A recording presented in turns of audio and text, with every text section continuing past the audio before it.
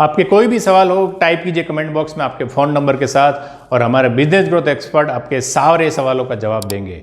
और ये वीडियो को लाइक और शेयर करना मत भूलिए।